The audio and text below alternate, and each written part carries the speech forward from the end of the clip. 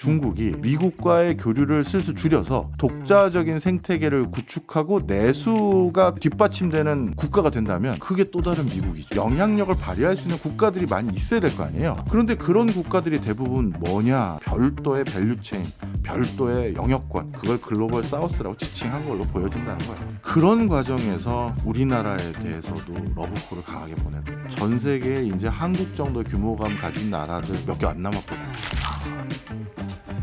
예, 일주일에 딱 한 번 게스트가 묻고 진행자가 답하는 역시나 박정호. 오늘도 저 아나운서 오승훈이 질문하고 박정호 교수님이 답하겠습니다. 안녕하세요, 교수님. 예, 안녕하세요. 예, 오늘은 예. 중국으로 또 떠나보는 거네요. 네, 맞습니다. 네, 트럼프가 당선 전까지는 사실은 뭐 전 세계가 트럼프 당선자에게 포커스가 맞춰져 있었어요. 근데 오늘은 시진핑 주석의 생각에 대해서 말씀을 해주신다고 하니까 네.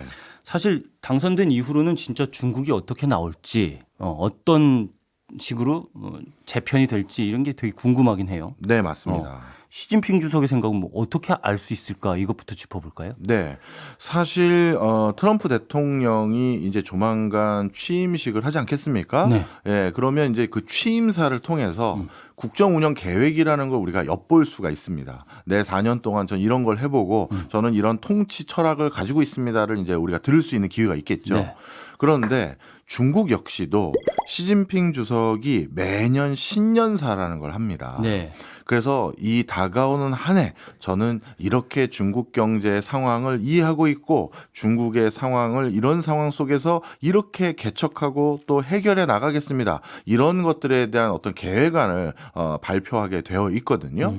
그래서 딱 이 두 개를 비교하면 미국과 중국의 관계, 그 속에서 우리 한국은 이 둘을 어떻게 바라봐야 되면 좋을지 이걸 좀 아주 쉽고 명쾌하게 이해할 수 있겠다 싶어가지고요. 사실 시진핑 주석의 신년사는 당연히 지난 연말 연초 바뀌는 그 시점에 발표가 됐습니다만 트럼프 대통령의 취임사하고 딱 비교를 하는 게 제일 효과가 좋겠다 싶어서 일부러 벼르고 있다가 취임사 직전 주인 이번 주에 하게 된 겁니다. 그러면 이제 다음에는 트럼프의 취임사를 맞습니다. 비교를 해보면서 네. 말씀을 해주신다는 얘기죠. 그렇죠. 더 재밌겠는데요. 예. 그러면 시진핑의 신년사를 하나하나 좀 짚어보면 좋을 것 같아요. 일단은 아까 말씀하신 1년의 평가 그리고 앞으로의 1년에 대해서 얘기를 한다고 하셨는데 네. 우선 지난해 평가는 어떻게 내렸습니까? 네. 이게 참 정말 여기에서 또 야, 중국이 진짜 어렵구나라는 걸 다시 한번 느꼈어요. 네. 근데 신년사에 막 우리가 어려워요 이렇게 직접 얘기하지는 않을 거 아니에요. 맞습니다. 그렇게 얘기할 수가 없죠. 원래 모든 대통령들 뭐 주석이나 또는 총리 이런 분들이 지난 한 해를 한번 정리를 하고 앞으로 다가오는 한 해에 대한 계획을 얘기할 때요. 이왕이면 다 정치가들이잖아요. 그러다 보니까 지난 한 해 우린 이런 성과를 냈습니다라고 성과로 보여줄 수 있는 것들은 은유적이고 추상적인 표현을 하는 게 아니라 구체적이고 수치적인 표현으로 딱 그걸 제시해버려요. 역대 최고의 경제 성장률 몇 % 달성했고 이거는 지난 30년 동안 한 번도 달성하지 못했던 수치를 우리가 작년에 달성했다라든가 그 무역 수지 흑자가 사상 최고치를 갱신했다든가 이렇게 숫자로 빼도 박도 못하게 그냥 딱 보여줘요. 그러면 한 방으로 그냥 끝나는 거니까. 그럼요. 이건 뭐 누가 반증을 하고 누가 반론을 제시하겠습니까? 그렇죠. 그런데 어려운 것들은 숫자 제시하면 안 되죠. 안 되죠.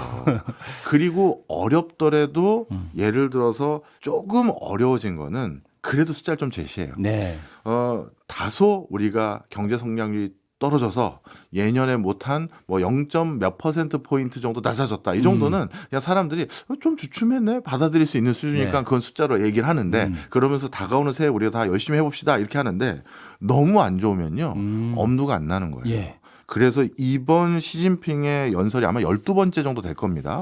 이렇게 은유적이고 이렇게 직접적인 표현 대신 부정적인 표현으로 연설문이 작성된 거 처음 봤어요. 어떤 표현들이 있었어요? 대표적으로 좀 설명을 드려볼게요.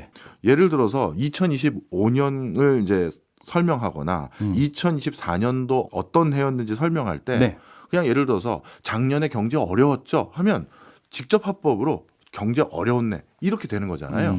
근데 이걸 한번 트는 거예요. 네. 그렇게 얘기할 수 있는 수준으로 그런 걸로 다독거리거나 다시 희망을 줄 수 있는 상황이 아니다 보니까 예. 예를 들어서 이런 거죠. 쉽지 않다. 쉽지 않은 해였다. 그리고 평범하지 않은 해였다. 그러니까 뭐뭐 않은 그냥 어려운 해였다라고 얘기해도 되는데 쉽지 않았다. 뭐 하지 않았다. 이게 돌리는 거예요. 말을 돌려서. 그만큼 국민들을 지금 다독거리지 않으면 뭐 안 되는 해라고 인식하는 겁니다. 그래서 2025년 신년사에서 지난 2024년을 뭐라고 딱 명시했냐면 예. 평범하지 않은 한 해였던 것 같습니다. 평범하지 않다. 지금까지와는 달랐다 이런 예. 느낌이 드네요. 그런데 2024년도 신년사에서는 예. 2023년도를 뭐라고 얘기했냐면요. 예. 쉽지 않은 한 해였다고 했거든요. 오. 그럼 그때도 경제가 어려웠다는 걸 그렇죠. 얘기했잖아요. 네. 그런데 이걸 쉽지 않은 해였다고 또 얘기할 수가 없는 상황인 거예요. 그러니까 나아진 건 없고 더 어려워진 사람들이 많아진 거죠. 그러다 보니 그냥 이제는 평범하지 않은 한 해였다라고 더 추상적이고 은유적인 표현으로 그냥 가버린 거예요. 2023년 신년사에 2022년은 어떻게 평가했어요? 네. 2023년에 2022년을 평가한 논조는 네. 결코 태평하지 않은 한 해였다. 예. 그다음에 2021년은 어떻게 얘기했냐면 아예 국내 정세에 대한 인식, 국내 문제에 대한 인식을 한 단어로 얘기하는 것조차도 안 했어요. 그리고 2020년 이때는 나름대로 예. 좀 결기를 다져서 우리 빠르게 극복할 수 있다라고 생각을 했던 것 같아요. 그때 뭐라고 했냐면 파도와 비바람과 험난함과 장애 이런 표현으로 직접적으로 지금 우리 경제 어렵다라고 인식을 시켰어요. 네. 이 얘기는 무슨 소리다? 이걸 인식시키고 조금 뛰어보자. 허리띠를 졸라매보자. 그럼 우리가 나아질 수 있다. 이거에 대해서 확신을 줄 수 있다고 생각한 거죠. 때만 해도 그냥 희망은 있다 이런 식으로 그렇죠. 얘기를 한 것 같아요. 네. 그리고 19년도에 18년도를 평가했었을 때는 각종 위험과 도전이 필요한 시기다. 이렇게 얘기했어요. 도전이 필요한 시기다는 좀 극복할 수 있다라는 뉘앙스가 살짝 풍기기도 하는데요. 그렇죠. 그러다 보니 그럼 아주 중국 경제가 좋았었을 시점과 비교를 해보면요. 네. 이런 겁니다. 2015년도. 많은 노력을 했고 수확 또한 많았다. 이렇게 평가했거든요. 네. 완벽하게 대조가 되는 그렇죠. 거예요. 많이 대조. 그럼 한번 정리를 해보죠. 신년사에서 지난 한 해를 평가하는 논조가 과거에는 수확이 많았다. 우리가 노력한 만큼 얻은 게 있다. 이런 게 굉장히 많았었고 그 다음에는 이제 좀 어려워지고 있다. 우리가 힘을 내야 된다. 이걸로 했다가 힘을 내라는 얘기도 부모님한테 잔소리를 뭐 5일 연장 들으면 어떻게 되겠어요. 그러니 몇 년이 지나고 나니까 이제는 그런 소리도 못 하는 거예요. 점점 현실 왜곡, 현실 부정으로 가는 거예요. 정말 중국 경제의 숫자가 얼마 전에 이슈가 됐던 거 있지 않습니까? 예. 한 중국의 이코노미스트가 우리 중국 경제가 무슨 5% 성장하냐, 1%나 되려나 모르겠다, 뭐 이런 논조로 얘기한 적이 있어요. 네. 지금 그 사람 자기가 재직하고 있는 회사 홈페이지에 사라졌고 출근을 안 하고 있는 상황이 돼버렸어요. 그렇습니까? 이처럼 예. 지금 중국의 현실에 대해서 직시하는 발언을 하는 사람들에 대해서 어떤 조치를 할지까지도 지금 보여주고 있는 상황이거든요. 네. 그러니 지난 2024년도 중국의 통계만을 우리가 믿을 것이 아니라 정말 어렵구나. 이걸 다시 한번 느끼게 되는 거였습니다. 그렇군요. 네.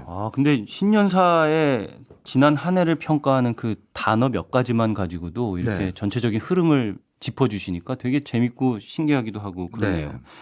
어쨌든 2024년을 평범하지 않은 한 해였다라고 표현을 했다는 것. 네. 이게 굉장히 부정형의 단어를 사용해서 애둘러서 힘들다라는 얘기를 표현했다라는 걸 짚어주셨고요. 그러면 네. 2025년에 대한 얘기는 어떤 얘기를 했어요? 네.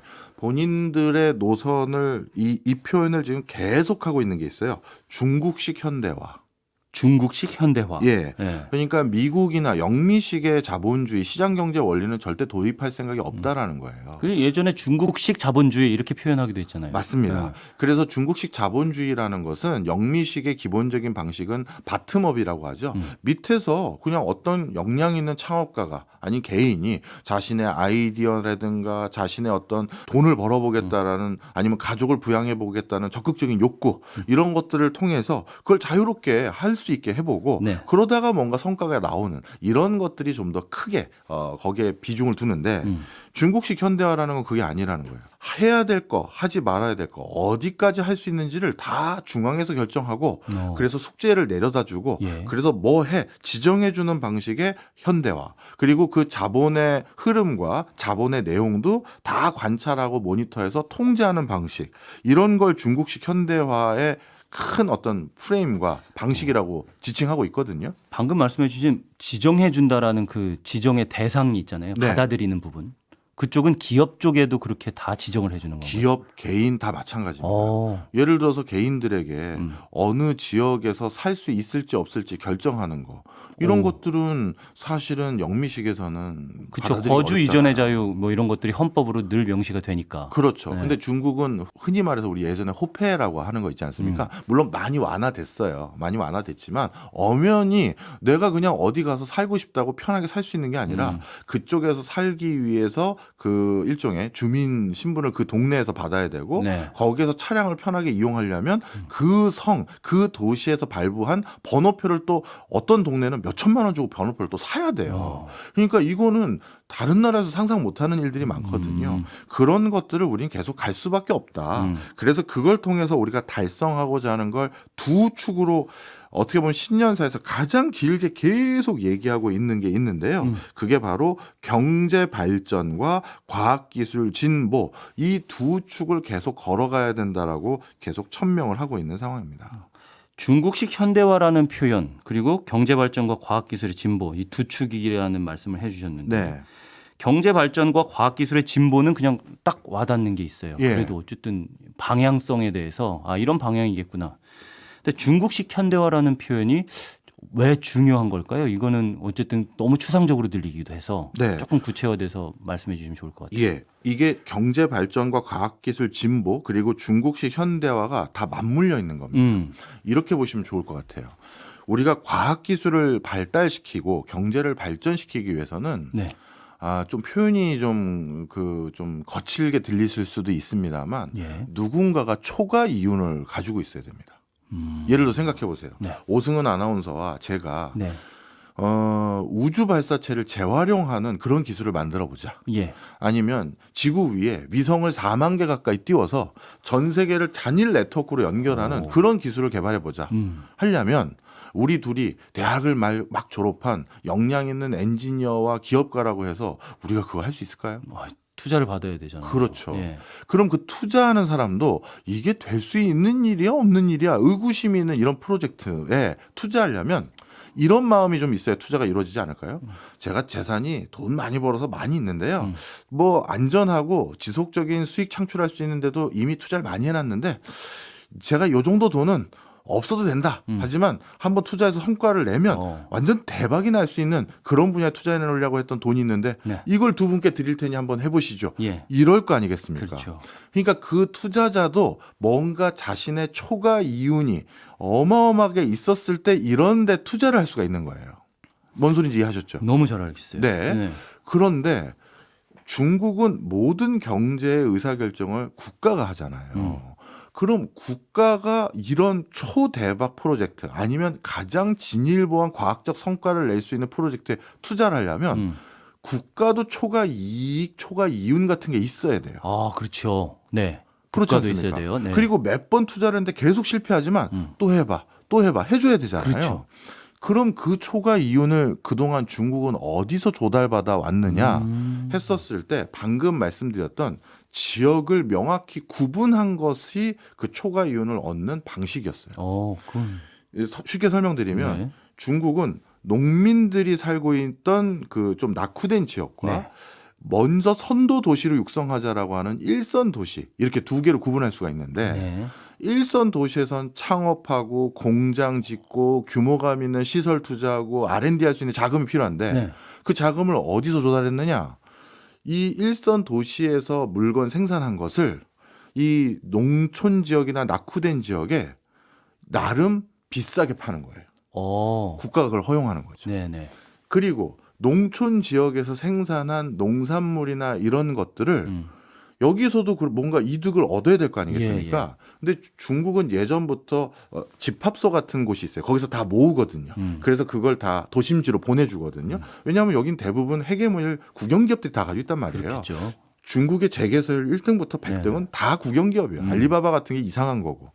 그래서 그걸 할 때 싸게 사서 싸게 도심지에 나눠줬어요. 그럼 누구만 돈을 많이 버는 거죠? 도심지에서 만든 물건은 농촌 그쵸. 지역에 비싸게 팔고 도심지만 돈을 벌었겠네요. 그럼. 그리고 농촌 지역에서 의존해서 사야 될 뭐 어떻게 보면 농산물이나 아니면 이런 것들은 싸게. 사올 수 있게 해줬고 네. 도심지 쪽에 초과 이윤이 더 많이 확보될 수 있도록 유도한 부분이 많아요. 이건 학자들의 연구가 많아요. 예. 그렇게 해서 그쪽 지역 사람들이 초과 이윤을 획득해서 그걸로 일부는 부동산 투기로 가고 그랬죠. 근데 그걸로도 돈을 벌든 뭘 하든 그걸로 혁신해봐라. 투자해봐라. 한 거예요. 그리고 중국의 국영기업들이 가장 많이 가지고 있는 게 또 부동산이거든요. 그걸 또 도심지 개발하게끔 지목 바꾼다고 하잖아요. 예. 원래 여기가 농지였는데 여기다 아주 큰 뭐 혁신 타운을 건설한다. 이게 다 국영기업들이 했는데 네. 그렇게 해서 개발 차익 생긴 걸로 또 R&D하고 이렇게 해서 중국이 발달을 시켜왔는데 여기에 대해서 왜 불만이 없겠어요? 농촌 지역 사는 사람들은 당연히 불만이 크겠죠. 있고 예. 그럼 나는 농촌 지역에 있어봤자 내 소득은 계속 양극화만 심해지고 열악해지니 그럼요. 나도 도심지 가서 살겠다. 우리 애들은 도심지에서 키우겠다. 근데 앞서 말씀드린 것처럼 잘 못 들어오게 막잖아요. 자유롭게 이동이 또 쉬운 건 아니니까. 그렇게 막았기 때문에 예. 방금 말씀드렸던 이 중국식 그 현대화. 자본주의 시대 그리고 현대화가 성립할 수 있었거든요. 네. 거주 이전의 자유를 조금 제약을 어느 정도 했기 때문에 바로 이런 거를 해야 되는 이유, 이걸 계속 유지해야 되는 이유가 중국이 경제 발전을 하고 과학기술로 지금 미국과 경쟁해서 이기려면 우리가 이 중국식 사회주의, 중국식 현대화 이걸 해야 된다. 이거를 계속 지금 천명하고 있는 과정인 거예요. 이제 좀 그림이 네. 이렇게 짜여지는 것 같아요. 그러니까 중국식 현대화라는 것이 어떤 지역 간의 구분을 통해서 네. 더 발전돼 있고 더 현대화된 도심지가 초과 이익을 갖도록 유도를 한 다음에 네. 그 초과 이익으로 경제 발전과 과학 기술의 진보를 더 이룰 수 있게 하겠다. 네. 이게 중국식 현대화의 골자군요. 그렇죠. 크게 봤을 때. 그리고 또 한 가지 그런 선택과 집중 그리고 중앙에서의 철저한 계획 이거에 따라 주십시오 이건 거거든요. 네네. 아니 시장 경제는 민간이 하는 거지 왜 정부에서 자꾸 이래라 저래라 하냐 이 소리는 우리 중국에서 하지 말자라는 거예요. 그래서 중국도 지금 어떤 기술 또는 어떤 데이터 그리고 어떤 기업이 어느 지역에서 어떤 개발 권한을 다 줄 테니까 네가 해봐. 이걸 중앙에서 다 결정을 해줘 버려요. 그거에 대해서 이 지금 방금 말씀드렸던 농촌과 도시를 구분하는 것뿐만 아니라 이걸 해도 되는 기업과 그래서는 안 되는 기업 구분하는 거 이런 것들을 계속 국가가 하는 그런 방식에 대해서 이해해달라는 그런 논조인 거죠. 중국식 현대화를. 네. 알겠습니다. 2024년은 평범하지 않은 한 해. 2025년은 중국식 현대화, 경제 발전과 과학 기술의 진보. 요 부분은 사실 자주 나오는 얘기이기도 하고 좀 뭐 추상적이고 당연한 얘기 같기도 들리기도 합니다. 너무 자주 나오는 얘기들이니까. 그런데 이번에는 특히 여기 이 두 가지 경제 발전과 과학 기술의 진보, 특히 과학 기술을 같이 언급하면서 얘기한 게 굉장히 중요한 대목이 하나 더 있는데요. 네. 국민들에게 동의를 구해야 되는 상황이 돼버린 거예요. 무슨 소리냐? 네. 지금 중국 경제가 성장률도 중국이 공식적으로 발표한 것보다 낮을 가능성이 굉장히 높을 뿐만 아니라 네. 또 하나는 그 성장이 우리나라 몇 퍼센트 성장했습니다 하면 그 나라에 있는 산업 부분이 골고루 그런 성장률을 비슷하게 추종하면 맞아 나도 한 뭐 몇 퍼센트 성장했지 이렇게 받아들이기가 쉬운데 그렇죠. 지금 편차가 너무 심해요.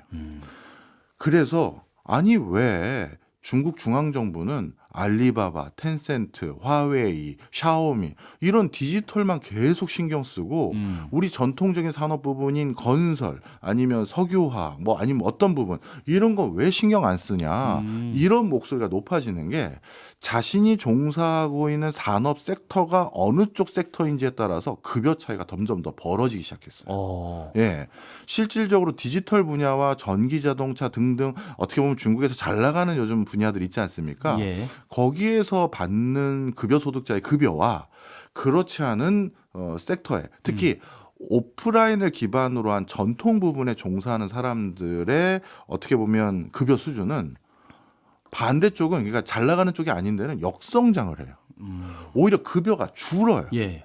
그러니까 코로나 터지기 전만 하더라도요. 제가 예를 들어서 우리나라 돈으로요. 원화로 한 그래도 200만 원 돈 받았거든요. 네. 근데 요즘은 제가 얼마 받냐 하면요. 150만 원 받습니다 하는 업종이 더 많아진 거예요. 그 사이에 물가는 더 올랐는데.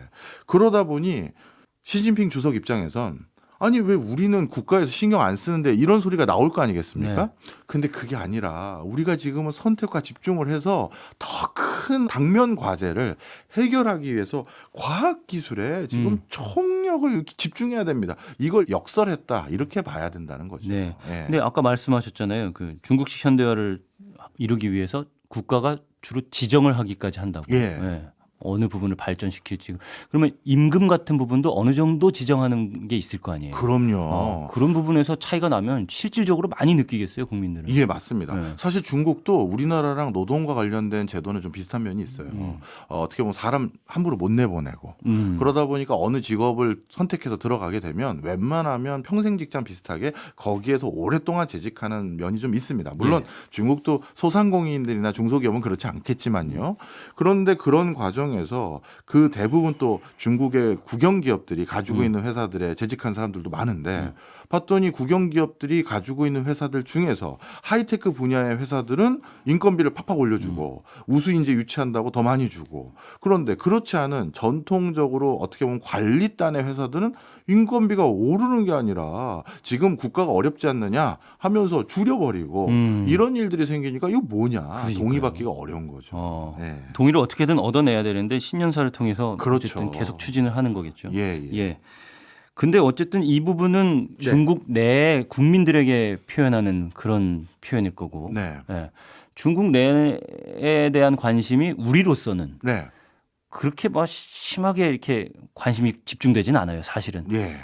우리가 더 관심이 가는 건 미중 갈등이라든지 세계적인 정치 경제 이야기 네. 그쪽에서 중국이 어떻게 행동을 취할 것이며 어떤 방향으로 갈 것인가 이게 사실은 우리한테 더 관심이 가는 부분이잖아요. 맞습니다. 이 부분에서 주목할 내용이 혹시 있습니까? 네. 시진핑 주석의 역대 신년사 중에서 처음으로 이 단어를 본인이 직접 언급한 단어가 하나 있습니다. 처음으로 나온 단어예요. 예. 네. 바로 글로벌 사우스입니다. 글로벌 사우스. 예, 글로벌 사우스 그러면 간단하게 말씀드리면 네. 뭐 적도를 중심으로 해서 지구 남반부에 있는 국가들을 주로 의미하는데요. 남반구 국가들. 네. 이 글로벌 사우스가 언급된 맥락을 이해하시면 조금 이 글로벌 사우스가 어떤 단어인지를 이해하기가 더 쉬운데요. 네. 예전에 냉전 시대는 동서 문제라고 불렀어요. 이거는 정치 체제와 이념을 구분하는 거죠. 미국과 소련을 중심으로. 그렇죠. 네. 그래서 동서 문제가 있다 이렇게 얘기했는데 이제 냉전이 끝나고 나선 남북 문제가 생겼다 이렇게 표현을 해요. 남북 문제요? 아까 말씀하신 남반구 북반구로 나누면? 네. 북반구가 사실 OECD 국가라고 불리우는 대부분의 선진국이 다 북반구에 있잖아요. 그렇죠. 뭐 호주 뭐 이런 몇 나라 빼고는 다 빼고는 그렇죠. 북반구에 있죠. 그러다 보니까 글로벌 사우스라고 하면 흔히 말해서 개발도상국 후진국들을 지칭하는 그래서 선진국과 후진국의 경제적인 갈등과 반목 그다음에 격차 이걸 지칭하는 용어로 많이 사용했던 거예요. 네. 그래서 좀 전에 정확한 지적해 주셨는데 지구 남반부에 있지만 후진국이나 중진국으로 분류하기 어려운 뉴질랜드와 호주를 빼고는 네. 아프리카 대륙, 그다음에 남미 대륙, 그다음에 동남아시아 국가들, 그리고 환태평양의 도서 국가들, 요런 국가들 전부를 지칭하는 대표적인 단어가 글로벌 사우스다. 이렇게 말씀드릴 수가 있겠죠. 네. 글로벌 사우스를 그럼 왜 언급한 겁니까? 이게 중요합니다. 네. 이게 오늘 이제 중요한 결론이고 어찌 보면 중국이 원하는 그림, 앞으로의 걸어갈 여정은 중국은 또 하나의 미국이 되고 싶어 하려는 게 아닐까라고 추정이 되는 맥락들이 있어요. 글로벌 사우스 국가들의 리더를 하고 싶다 이런 건가요? 그런 거죠. 좀 설명을 드려보겠습니다. 네. 지금까지 중국의 무역 구조를 먼저 이해하셔야 요거를 이해할 수가 있어요. 예. 중국이 급부상하기 전에 네. 전에는 미국의 무역 적자의 90%가 8개국 정도가 차지하고 있었습니다. 그러니까 미국이 우리 엄청난 무역 적자 때문에 보호무역 할 거예요, 미국 우선주의 할 거예요 했었을 때 네. 그때 그러면 미국의 무역 적자를 누가 거둔 거야 했었을 때 90%가 딱 8개 국가가 했었는데 네. 그 8개 국가들 중에서 가장 절대적인 비중을 차지한 국가들이 다 동아시아에 있었어요. 우리 일본, 뭐 일본, 한국, 대만 등등이죠. 네. 어떻게 보면 미국 무역 적자의 90% 중에서 8개국이 90%라고 말씀드렸잖아요. 그중에 동아시아 국가가 75%가 일본, 한국, 대만 등등의 국가가 차지하고 있었죠. 그랬군요. 그때는 중국의 비중이 좀 약했고요. 네. 예전에는. 그런데 이 동아시아 국가들 중에서 중국을 빼고 75% 정도 됐는데 이게 1990년대였거든요. 90년대. 그런데 중국이 급부상하고 나서 어떤 일이 생겼느냐? 예. 미국의 무역 수지 적자에서 방금 열거드렸던 일본, 한국 등등의 대만 포함해서 동아시아 국가들이 미국의 무역 적자에서 차지하는 비중은 12% 수준으로 떨어졌어요. 이게 코로나19 직전입니다. 네. 그러면 동아시아 국가들 때문에 미국이 무역 적자 보던 대표적인 것이 동아시아 국가들이 아닌 걸로 바뀌어버린 거예요. 네. 우리는 12%로 줄었으니까요. 근데 같은 기간 동안 중국의 무역 적자로 생기는 비중이 얼마가 됐냐면 네. 1990년대 초반만 하더라도 10%밖에 안 된 게 2013년도에 70%대로 올라와 버렸어요. 벌써. 8개 국가가 가지고 있던 걸 다 중국이 쓸어갔다 이렇게 생각해도 과언이 아닐 정도네요. 그렇죠. 네. 그런데 중국이 여기에서 억울하다라는 게 중국의 표현이에요. 중국의 표현입니다. 네. 설명을 드릴게요. 우리가 70%를 미국의 흑자를 보이고 있는 게 아니다. 예. 방금 통계를 가만히 보시면 동아시아가 줄었잖아요. 중국이 늘고. 네. 그거는 동아시아 사람들이 일본과 한국이 자신들의 중간재나 소재나 기계 장치를 우리 중국으로 보내서 여기서 생산해서 그래서 미국으로 수출을 했기 때문에 네. 마지막 통계치가 중국에서 수입 들어왔네. 중국이 우리한테 무역을 이렇게 많이 하네. 이렇게 잡힐 뿐인 것이지 실질적으로 이건 한국이 미국에 이 거두고 있는 거고 일본이 미국에 이 거두고 있는 모양새만 바뀐 것이다가 중국의 주장이었어요. 미중 간의 무역 구조를 살펴봐라 뭐 이런 주장이겠군요. 그렇죠. 우리가 거둔 게 아니야. 이 한국과 일본이 다 지금 독일도 마찬가지고요. 전부 다 중국에 공장 지어서 수출했잖아. 그러네요. 이게 어떻게 우리 거니? 이걸 우리만 압박하면 안 돼. 이게 일관된 중국의 주장이었어요. 설득력 있는 주장인 것 같은데요. 아주 틀린 얘기는 아니죠. 네. 아주 틀린 얘기는 아니에요. 그러다 보니까 중국은 이런 관점에서 억울하고 왜 나만 괴롭히냐 이런 얘기를 한 거거든요. 네. 그런데 미국 입장에선 미국의 속내죠. 그 통계가 틀렸다는 게 아니라 중국이 이러다 보니까 중국을 통해서 대미 수출이 이루어지다 보니 네. 적지 않은 부가가치가 중국에 남아있을 거 아니겠습니까? 중국인들이나 중국 기업들이 돈을 벌 것이고요. 그렇죠. 그런데 중국은 그걸 가지고 엄청난 R&D 투자를 하고 올 초에 시진핑 주석이 천명했던 경제발전과 과학기술 진보 여기에 정말 집중 투자를 하기 시작하는 거예요.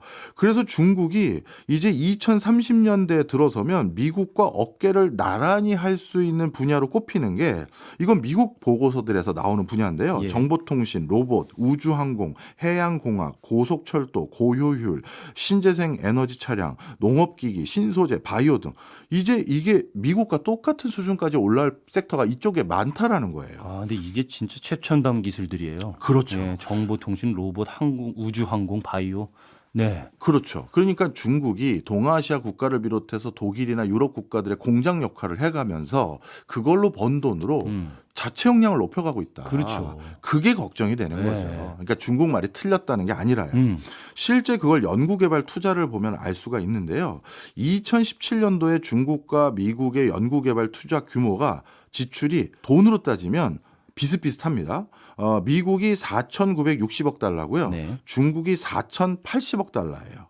그래서 전 세계 연구비 지출에서 미국이 차지하는 비중이 26% 그리고 중국이 21%를 쏟아붓고 있어요. 예. 그러니 동아시아 국가들과 유럽 국가들이 너희를 통해서 수출하고 있다는 걸 우리가 부정하진 않으나 그렇게 해서 번 돈으로 니네가 우리를 따라잡으려고 하잖아.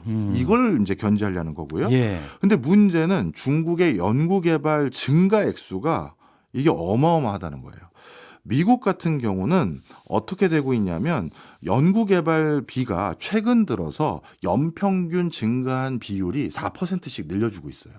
미국은 돈 쓸 데가 많거든요. 예. 여기저기. 그렇죠. 근데 중국은 연평균 2000년대 이후 네. 연구개발비를 얼마씩 늘려가고 있느냐? 연평균 18%씩 증가시키고 있어요. 연평균 18%를 증가시킨다고요? 그렇죠. 대단한 건데.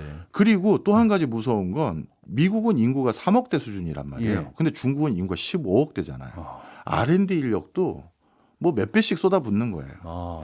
그러다 보니 이거는 이대로 놔뒀다간 자금도 인력도 중국이 많으니 역전된다. 그렇죠. 이렇게 생각을 한 거죠. 미국으로서는 불안하죠. 그래서 미국은 이제 중국산 제품을 안 받는다는 것이 결국 그게 한국산 제품도 그 안에 들어있고 일본산 제품도 들어있고 독일의 폭스바겐도 일부 있을 수 있으나 네. 그냥 아는데 안 받겠다는 거예요. 중국이 돈을 버는 기회를 막겠다는 거죠. 아, 그래서 그러면 중국이 활로를 뚫기 위해서 글로벌 사우스를 이야기한 건가요? 그렇습니다. 예. 그러고 또 한 가지가 더 있는데 그거와 맥락을 같이 해서 이번뿐만 아니에요. 네. 중국이 내수를 많이 부양한다라고 했었죠. 네. 그럼 어떻게 되느냐? 그동안 중국이 R&D 자금을 벌어오는 그러니까 돈을 버는 경로는 글로벌 사우스라고 하는 국가들, 네. 아프리카와 남미에서 자원이나 식자재나 이런 걸 수입해서 그래서 중남미 국가들하고의 교역은 그동안 중국이 적자였어요. 네, 무역 수지가 적자였어요. 왜냐하면 워낙 많은 원자재들을 사왔으니까요. 네. 그래서 중국 내에서 뭘 만들어서 그리고 어디다 주로 팔았냐 하면 미국과 유럽에 팔아서 국가를 그렇게 돌려왔거든요. 단순히 표현하면요. 예. 뭐 중간에 한국과 일본에게도 적자였고 뭐 이런 국가가 있어요. 독일에게도 적자였고. 그러니까 거기에서 뭔가 다 조달받아서 그래서 만들어서 다시 유럽과 미국에 팔아서 예. 돈을 벌어서 경제를 그렇게 돌려왔는데 그런데 이제 그 돈을 버는 곳에서 단절이 생겼잖아요. 그렇죠. 그래서 이제 어떻게 하기로 했다? 글로벌 사우스라는 국가들에게 뭔가를 다시 팔아야 될 상황이 생긴 게 있고 그래서 그들 국가들과의 관계 설정이 더더욱 중요해졌다라는 맥락에서 글로벌 사우스가 언급된 게 하나 있고 예. 또 한 가지 전 세계적으로 이제 미국만 쳐다보는 게 아니라 중국을 쳐다보게 만들 수밖에 없는 상황이 또 생긴 게 예. 중국 내수가 커졌다. 내수를 키우겠다. 자, 그러면 생각을 해보세요. 우리가 미국 눈치를 많이 보는 이유가 한국 기업들이나 한국 정부에서 네. 왜 그렇죠? 미국에 뭐 수출해야 되잖아요. 네. 전 세계에서 소비 시장이 제일 크니까. 근데 만약에 중국이 그동안은 수출이나 정부의 관급 투자를 통해서 먹고 사는 게 아니라 네. 중국 내수를 키우게 되면 그리고 미국과의 교류를 슬슬 줄여서 독자적인 생태계를 구축하고 내수가 꽤 뒷받침되는 국가가 된다면 독자적으로 살 수 있는 거죠. 그게 또 다른 미국이죠. 네. 그런데 그 또 다른 미국이 되는 중국을 바라보면서 이번엔 우리가 저기에 들러붙어서 우리 경제를 굴려봅시다. 마치 한국이 그동안 미국에 물건 팔면서 많은 세월을 보냈던 것처럼 그런 세력권이라고 해야 될까요? 영향력을 발휘할 수 있는 국가들이 많이 있어야 될 거 아니에요. 아. 그런데 그런 국가들이 대부분 뭐냐 했었을 때 중국이 자 우리가 니네 자원 사갔지 그 돈으로 다시 우리 중국산 물건 써 아니면 우리 중국에 의존하는 중국 내수에다 뭐 팔기 위한 그런 걸 니네가 또 해봐 이렇게 만들기 위한 별도의 밸류체인 별도의 영역권 그걸 글로벌 사우스라고 지칭한 걸로 보여진다는 거예요.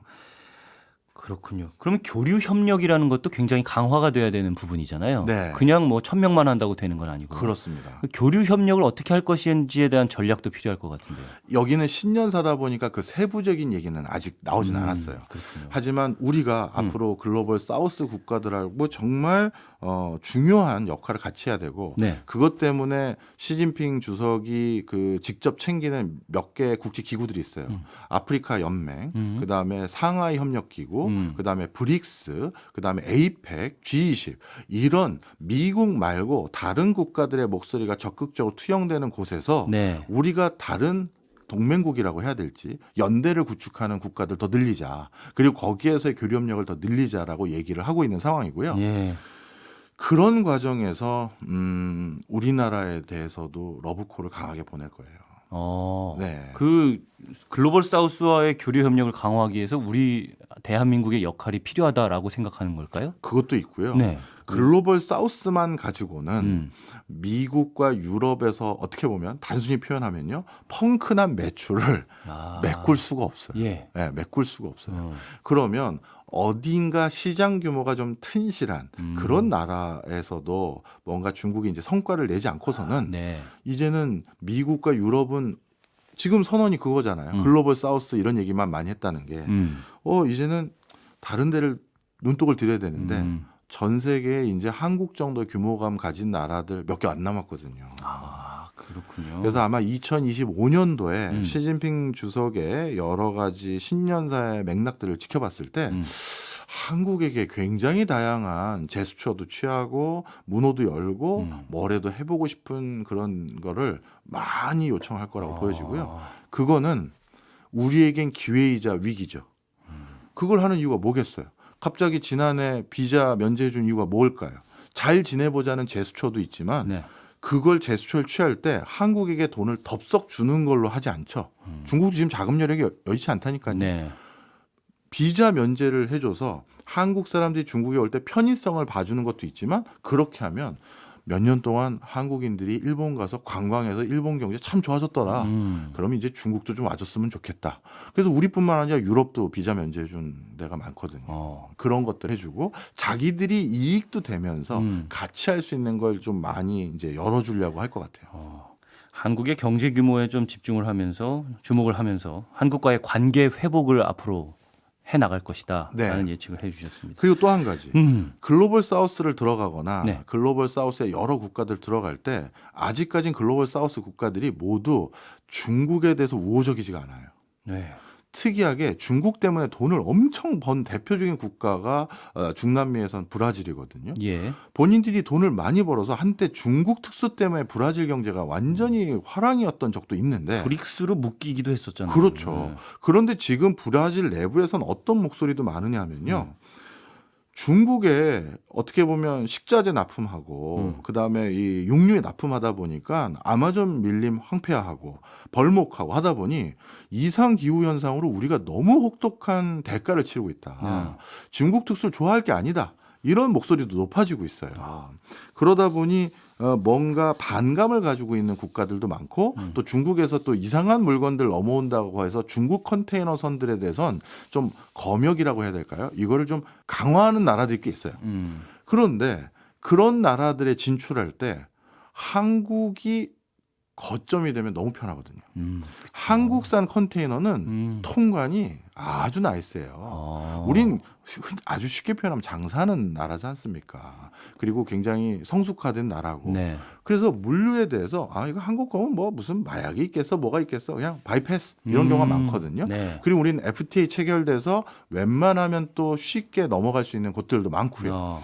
이런 여러 가지 맥락에서 한국은 중국이 굉장히 중요도를 점점 더 높일 수밖에 없는 상황입니다. 우리의 글로벌 이미지나 글로벌 신용도 이런 것까지 좀 이용하고 싶어하는 그런 모습을 보일 것이다라고 말씀해 주셨고요. 네. 혹시 신년사에 중국 신년사에는 대만은 꼭 들어가지 않을까 하는 생각이 들긴 하는데 그렇습니다. 들어갔습니까 이번에? 들어갔습니다. 요거는 짧게 좀 언급해 주시면 좋을 것 같아요. 최근 들어서 항상 언급을 해왔어요. 대만 문제를요. 근데 대만 문제를 대만인들을 좀 다독거리기 위해서 통일이란 단어만 앞세우지 않아요. 항상 일국 양제. 사실 대만인들은 홍콩 사태 보고 야 이거 일국양제가 저런 거였다면 우리는 저거 절대 바라지 않는다. 그렇게 생각하는 사람이 많음에도 불구하고 이번에는 마카오를 성과로 구체적으로 언급을 하면서 마카오 봐라 얼마나 잘 나가니 이런 얘기를 해가면서 일국 양제 형태로 대만과의 통일은 역사적 대세로 막을 수 없다. 이건 표현을 훨씬 더 강도 높게 올린 거예요. 직접적이고 강하게 표현을 했네요. 그리고 거기다가 또 뭘 얹었냐면 혈육의 정을 어떻게 끊을 수 있느냐. 어. 그리고 조국 통일의 역사적 대세 막을 수 없는 것이다.